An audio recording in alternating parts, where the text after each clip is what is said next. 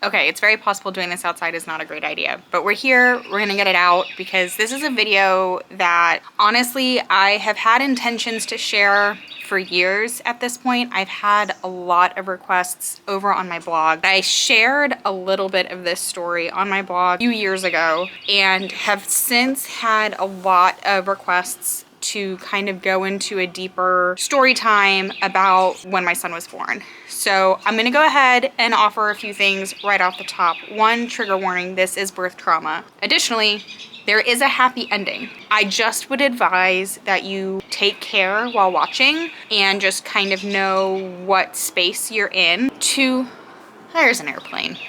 Hold please. Also, the birds are very loud. To offer some context, what you're about to watch, I wasn't really sure how I was going to tell this story. There's a few reasons for that. One, I'm fairly certain that I blocked a lot of this out because it was so traumatic. Additionally, it's been 3.5 years since I experienced it, and I just haven't really been emotionally in a place where I felt like I could share the story and get through it, to be honest. There's a pressure that comes with creating content like this that is different than having a conversation with a friend. And I've shared this story in the privacy of friendships before, face to face, over the phone, and I just wasn't sure how I was gonna get through it here.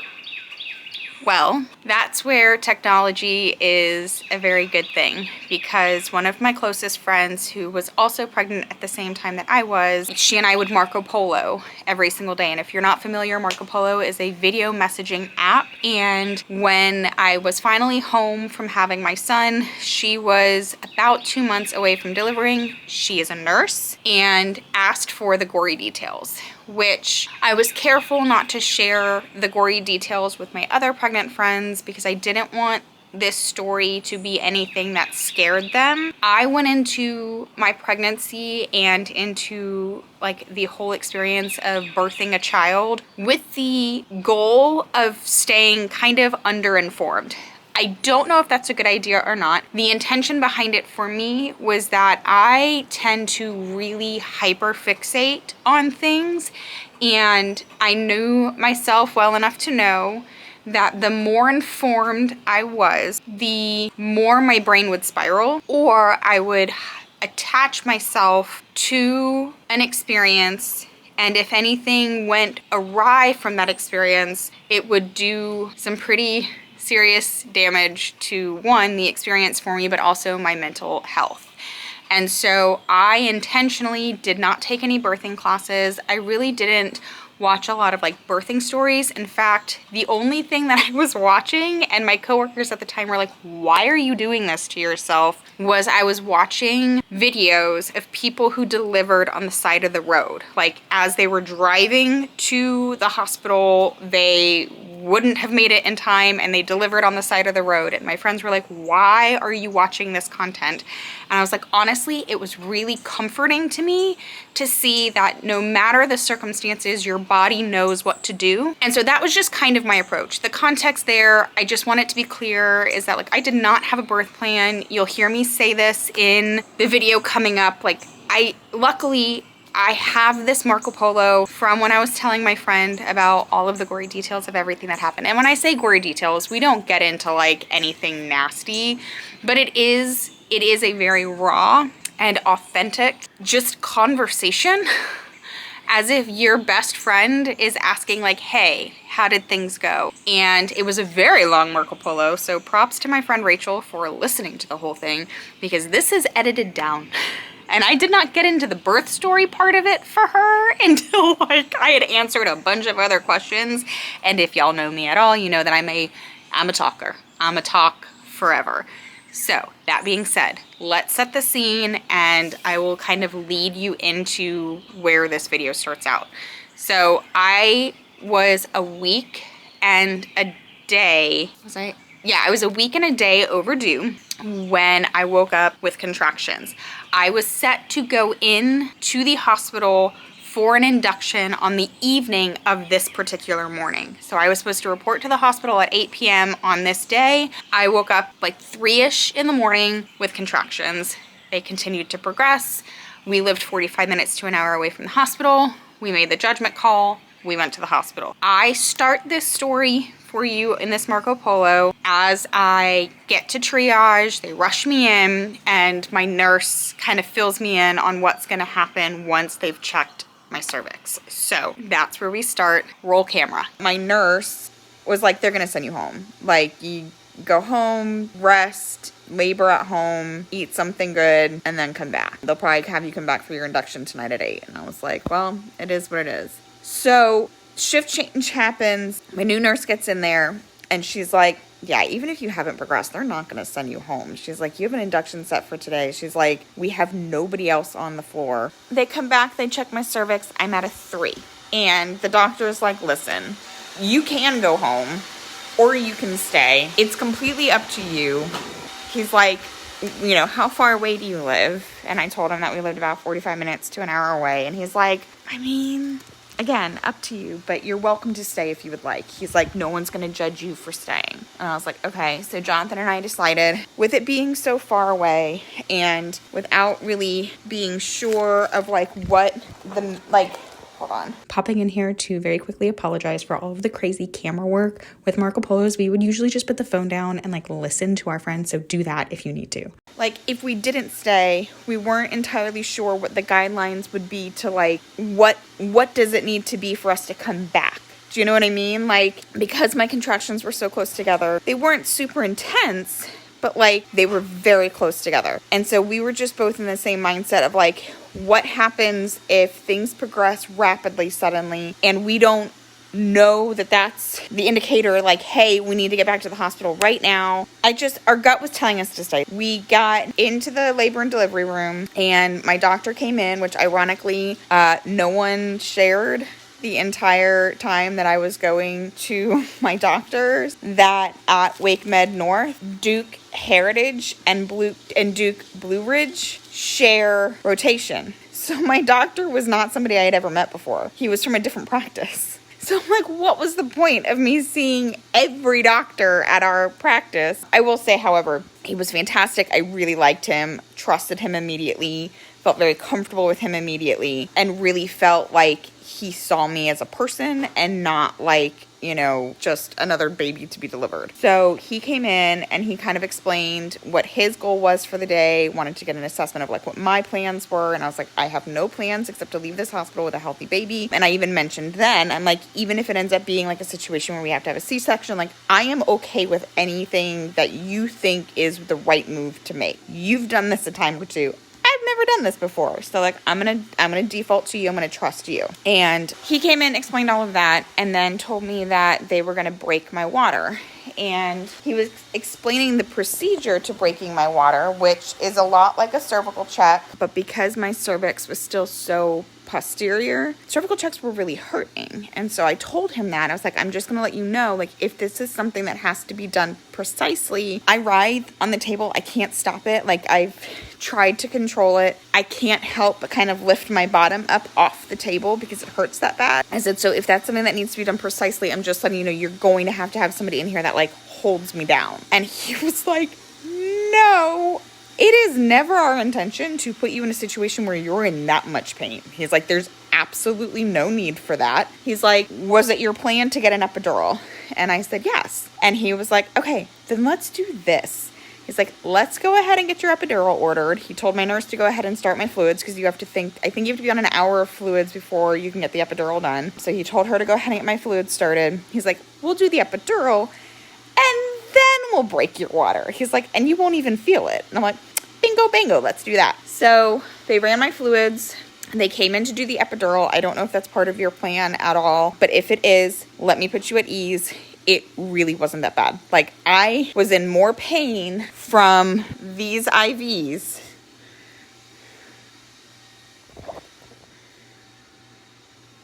than I was, and these blown veins, than I was from the epidural. The worst part is the stinging of the needle that they use to numb you. And I was very apprehensive or like just worried because my contractions were so close together. She didn't have a very big window of time to like get everything done and started without me contracting. And so she was really great about watching my contractions on the screen and could see when one was mounting. And so she would pause what she was doing. I could breathe through the contraction and then she would continue. It didn't take more than 5 minutes. Like, it was very quick. She was excellent.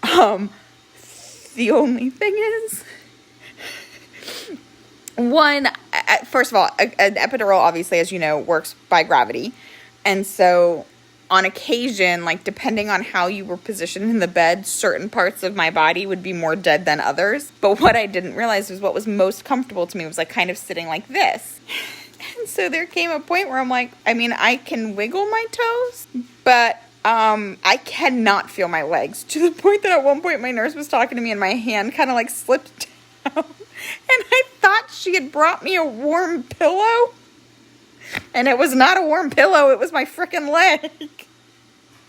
Like, I could feel nothing at all. And so from there, they came in and broke my water, and that's when they determined that there was meconium in the water. And the doctor told me, he's like, that's fairly common with babies that have gone over, that are full term or who have gone over. He's like, it's not anything to be super concerned about, but it does kind of put us on a clock. And I was like, okay.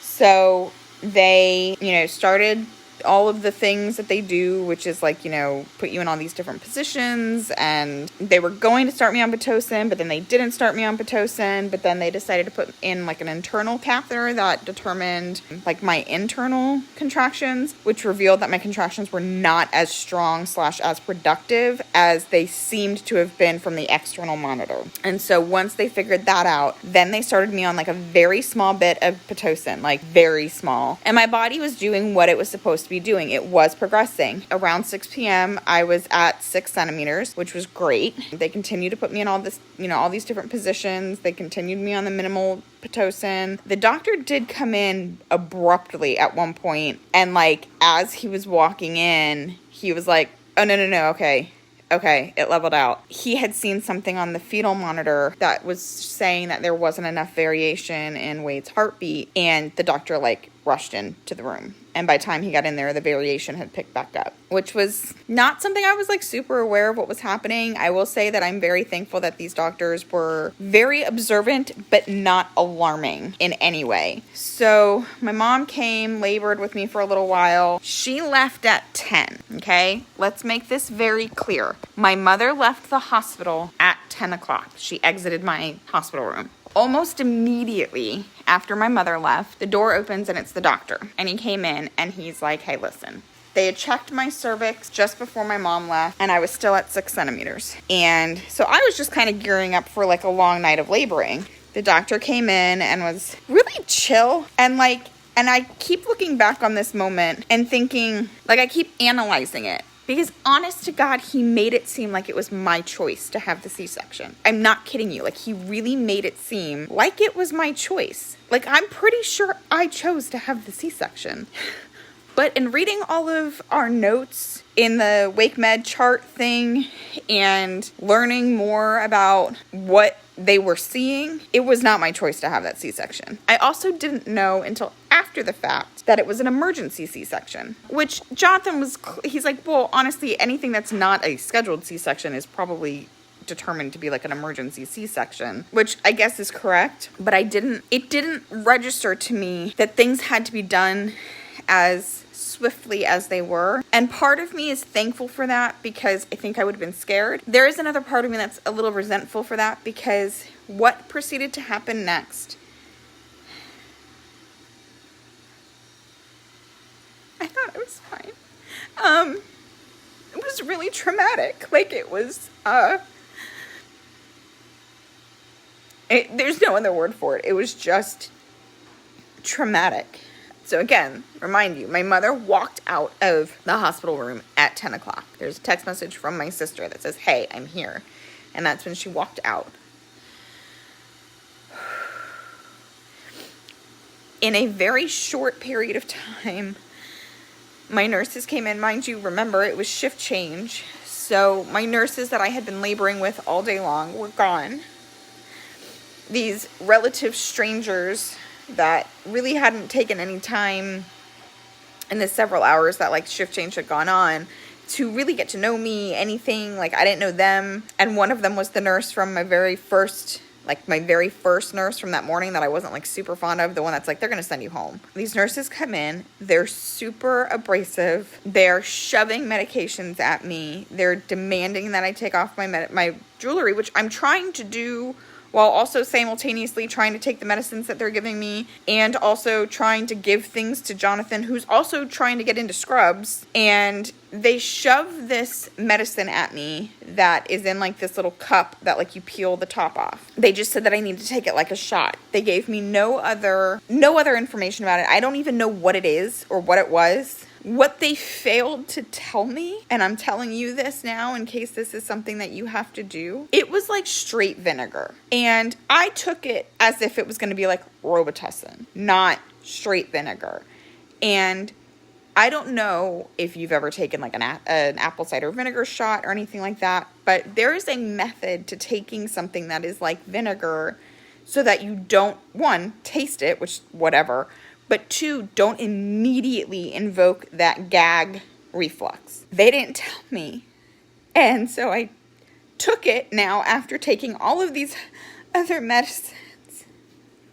And because of being pregnant, there was like an experience that I kept having where like if I wasn't sitting up super properly in the bed, I mean, I know you've even seen me on occasion, like I would have to like prop myself up to burp really quickly because if I wasn't at a certain incline, I would throw up. So I had literally just swallowed all of these other medicines, and then they gave me this vinegar thing, and immediately I felt like I was going to throw up. And at that moment they start wheeling me into the operating room, and I'm telling them, I'm like, I am going to be sick. And so they get me into the operating room, and I knew I was going to be awake for the C-section. That did not bother me. I didn't care about that at all. I was actually kind of excited about it. Like, I liked the idea of like getting to know what the operation was going to be like. I liked the idea of having Jonathan in there with me. And they had told me like, hey, Jonathan's not going to be with you right away. He's going to come. We're going to have him sit in this other room and we'll go get him when it's time. And I'm like, okay. They get me in. I'm not kidding you when I tell you they were throwing me around like a rag doll. And first of all, I don't have any legs, so I couldn't help them in any way.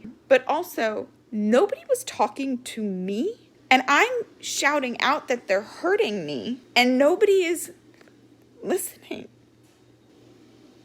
Like, it just happened really quickly. And all the while, I'm like, I'm going to be sick. I'm going to be sick.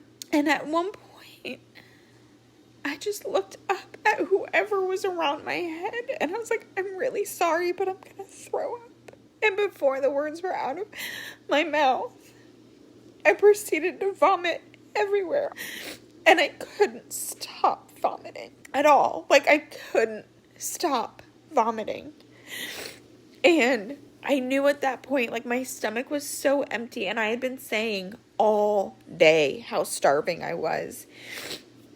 And I knew it was all this medicine, like all the medicine that they needed me to take. I knew that's what I was vomiting up. And I will say that the anesthetist, and not she was the CRN for the anesthesia, was wonderful. And she really just helped me as much as she could. But I was throwing up all over her and all over myself. They got that all under control. They bring Jonathan into the room. And he's so sweet. He's wonderful through the whole thing. And I was told that I was going to feel like pressure and tugging and pulling and stuff like that. So I was waiting to feel that. And then all of a sudden I just hear, eh. And I was like, I'm sorry, was that a baby? And then nobody says a word. And I'm like, have they started? Is that a baby? Like, was that a baby? And then Jonathan's like, yeah, that's a baby. And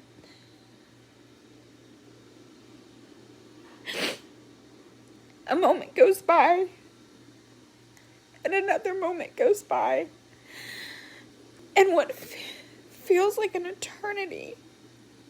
And I was like, okay, if that's a baby, why isn't it crying? It was a long time. It was a really long time. him not to cry. And so I started asking, I'm like, why isn't he crying? Why isn't he crying? Why isn't he crying? And nobody's answering me. So I started to panic. And I finally just screamed. I mean, like, I really, like, guttural. Jesus, make my baby cry. And the words weren't out of my mouth when he cried. But I swear it was a really long time. They got him cleaned up real quickly. They came over to ask if Jonathan could go with baby. And I was like, yes, I would like somebody to go with baby. So Jonathan is walking across the room to where they have the baby. He's maybe 3 paces away from the bed. And my doctor starts shouting at the nurse to push things. And all I could hear was that I wasn't clotting. So she pushed something in one arm over here, and I remember kind of joking because I'm like, how funny is it that clearly I must be open on the other side of this tarp and I can feel nothing. I can't feel tugging, pulling, nothing. But she put a shot in my arm and I winced. And I remember thinking, like, that's ridiculous. Like, a shot made me wince, but they're literally cut open on the other side of this tarp. But she had just finished giving me that medication when the doctor shouted more aggressively for something else. And you could tell by the tone of their voices that it was urgent. They pushed the shot in this arm. I look up and I said, I'm going to be sick. And the nurse practitioner said, it's going to be dry heaves. You have nothing left. And I proceeded to aggressively dry heave the remainder of the operation. And there were moments where I felt myself like fading in and out, but I don't know if you've ever dry heaved on a very, very, very empty stomach, but it was hurting me so badly. And so then I'm, calling out in pain because it hurts. Every time I retched, it was like my stomach was like folding in on itself. So I'm calling out in pain, to which the doctor is now shouting back, can she feel me? And I'm like, no, it's not you, it's my stomach. And somehow I'm like, can't you get this under control? Like, can't you do something to make it stop? And they finally get it under control. And they told me that I needed to turn my head to the left. And I honestly thought they were just trying to reposition me. And I was like, I'm going to be really honest with you. I can't do that right now because I don't trust that I'm done getting sick yet. And the thing that I was getting sick into was on my right. And they're like, okay, take your time. You let us know when you're ready. And so finally I was like, okay, I think I could probably turn my head. So I turned my head, but I kept my eyes closed. And they're like, no, we need you to open your eyes. And I opened my eyes, and Jonathan was sitting there with the baby. And they looked great. Like, they looked great. And that was a sweet moment. And I honestly really don't remember them, like, clearly they must have been, like, closing me up or taking the epidural out or things like that. I do remember at the end of the surgery that they kept saying, like, baby rides with mom, baby rides with mom. And so baby ended up in the bed with me. They wheeled me to recovery, which was a whole ride in itself because apparently I was having some kind of adverse reaction to one of the medications and I was hallucinating, or at least they thought I was hallucinating. Jonathan then finally kind of got to like the bottom of it and was trying to convince them that I wasn't actually hallucinating. I was just falling asleep and like talking in my sleep. So basically what was happening is like I'd be sitting in a silent room, I would doze off and have like a vivid dream and then wake up kind of talking as if I was still in the dream, but in a room full of people who had zero context of any of that. It just sounded like I was not coherent. And I don't know how Jonathan got to the bottom of it. He said that I told him what was happening, that I would like comment on it. And so to give like an example here, like for instance, it would be a dead silent room. And then I would say, no, Bailey can't go outside. She doesn't have her light on. Or something about my dad or something like that. And Jonathan said that after a while, when they started to panic about it and were saying to me that like I couldn't have ice chips because I was hallucinating, and I was trying to explain that like I wasn't hallucinating, Jonathan said that to him, like he goes, you were very quiet about it and you were really just speaking to me. He's like, you would say, whatever off the wall thing you were going to say. And then you'd be like, ignore that. Like, I was dreaming about this. This has no context here. Apparently, they also, like, when they realized that I was, like, hallucinating, they asked me what day it was. And I was, like, super specific. I was like, it's Wednesday, October 13th. But also, and I'm going to warn you, and I don't know if this is a normal thing after a C-section or if this is just because I had the blood transfusion or if it's because I wasn't clotting or what the situation was. Because I was hallucinating, they stopped my pain medication. So all of the stuff from the surgery was wearing off and they weren't giving me anything more until they figured out what was going on. And every minute and a half, my nurse was having to aggressively push down on my uterus, which is where they just cut me open. And it was awful. It was awful. Jonathan said that I just kept screaming, why is this fair? How is this fair? Why are you doing this to me? Lactation also came in at that point and put baby to my breast. I know he was there. I'm glad they did that. He did latch. I know my body was in the room. I really wasn't there for that. Somehow or another, I finally convinced them to let me have ice chips because I was desperate for something to drink. I was also desperately hungry, and I was really devastated to know that I wasn't going to be able to eat until lunchtime the next day. And I couldn't unfixate on that.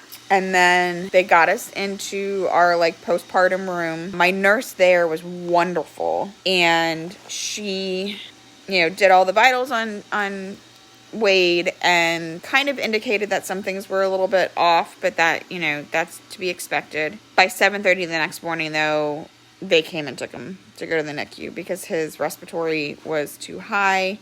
He was breathing very, very rapidly, and his glucose was very low. Now, things that I have learned in the aftermath. Wade's APGAR was 0 for a very long time. I don't know how long precisely. I just know one of the NICU nurses finally kind of confessed that to me.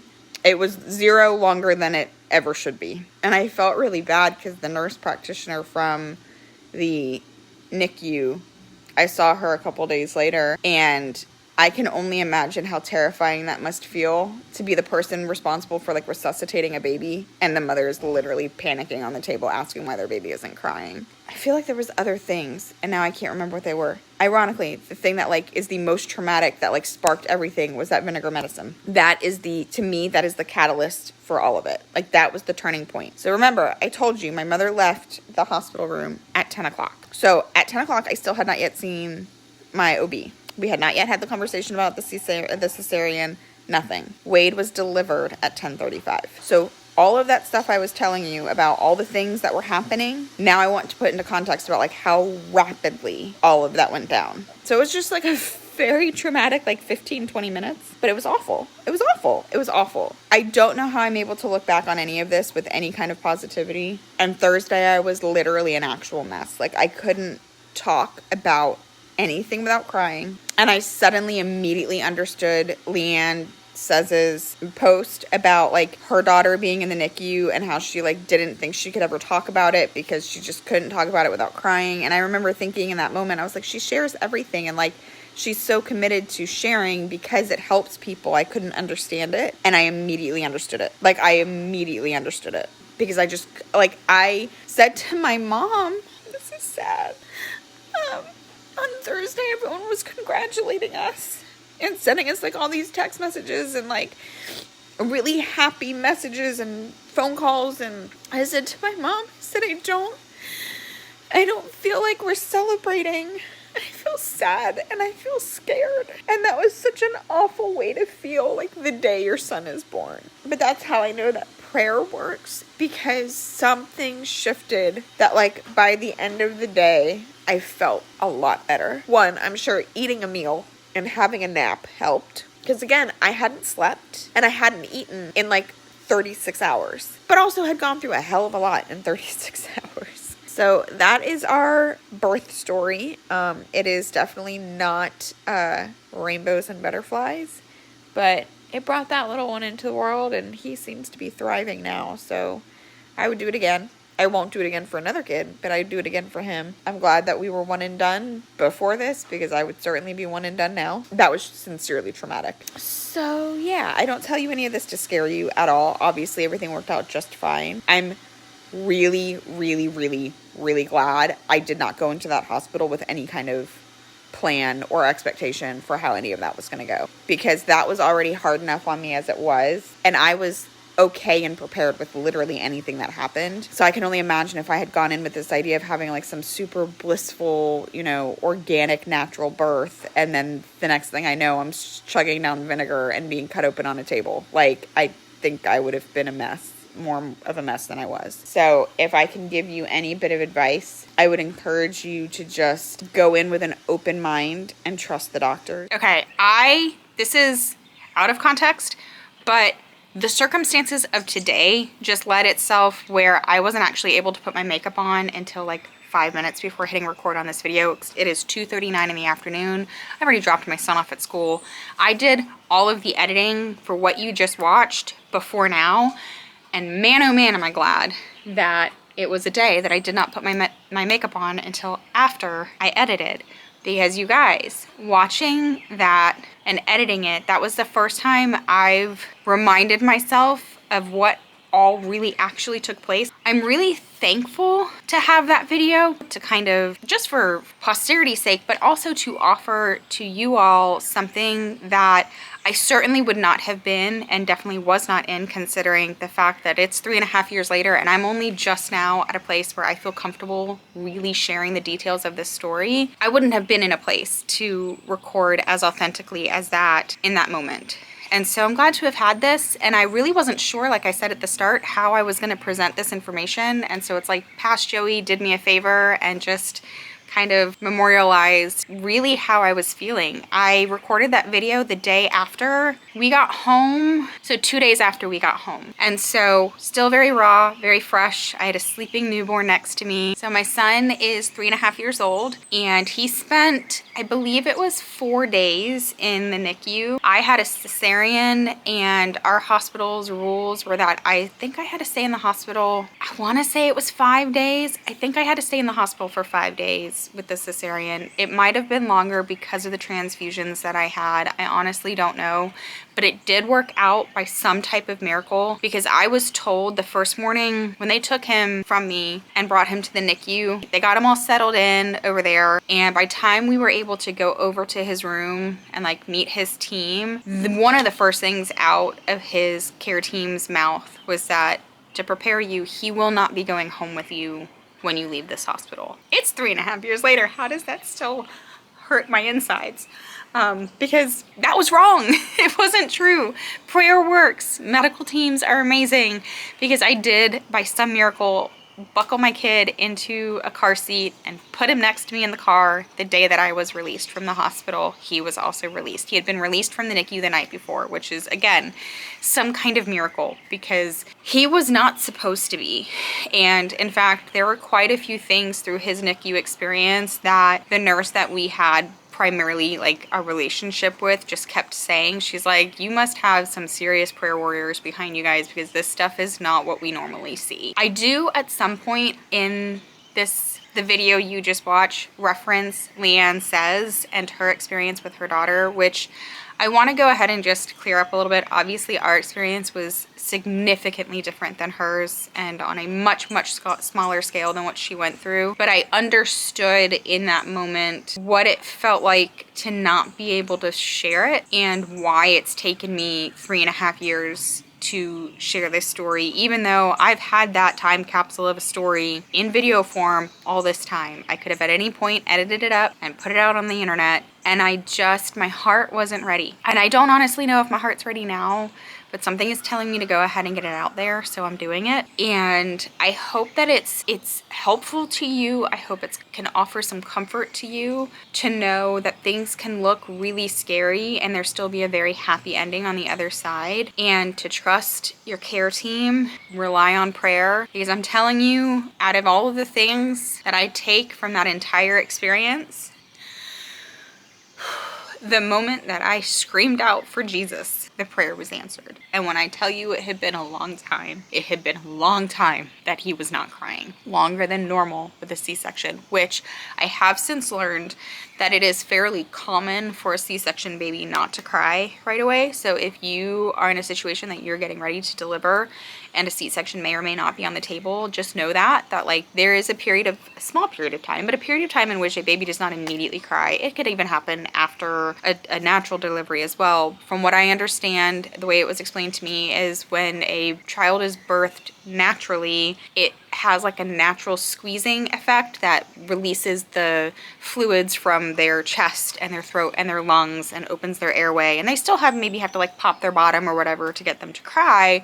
But with a C-section, obviously there is not that same squeeze experience, and so it takes a few minutes to get things cleared out. So there is a bit of a delay sometimes with a C-section to have a baby cry. It's not minutes. And so I knew something was wrong. I'm glad in retrospect that I didn't exactly know what had happened. And again, in the hours and hours and hours that we were sitting in his NICU with him, going through the My Chart and kind of piecing the story together, and obviously our wonderful nurse like explaining things to me in layman's terms in a way that I would understand, I've since pieced the story together. But he did have Meconium Aspiration Syndrome, which if you don't know what that is, it's when the infant has their first bowel movement in utero. And that's how they knew when they broke my water. They found meconium in the water, not uncommon. Again, he was a week and a day overdue. That happens. But what happens is the aspiration is when it enters their lungs. And that's where APGAR 0 came into play and stayed in play for a while. So it is something that was assured to me while I was in the NICU with him, that this was not something that was going to be anything once we left the NICU from that experience would be anything that he would ever have to deal with again. Like it wasn't something that was gonna like come back to haunt him. So that's good to know. And yeah, that was our experience. It was definitely one for the books and hard to experience, hard to share, hard to get through, but a story I wouldn't change nonetheless, because once again, it gave me another opportunity to share just how real Jesus is and how powerful prayer is. So anyway, bit of a different one for me today. I hope this is not the case, but if you resonated with this content at all, or you feel like we could just be friends, go ahead and subscribe, like the video, comment down below, and let me know where you are in your parenting journey. If you are thinking of having a family, if you were just nosy and wanted to hear the story time, because that would be me, or if you are pregnant or have just given birth, or maybe your child had some type of similar experience and you were just looking for some comfort to see that you weren't alone. Please, whatever your journey is, connect with me. I'd love to connect with you, and I'll see you guys all again very, very soon. Bye.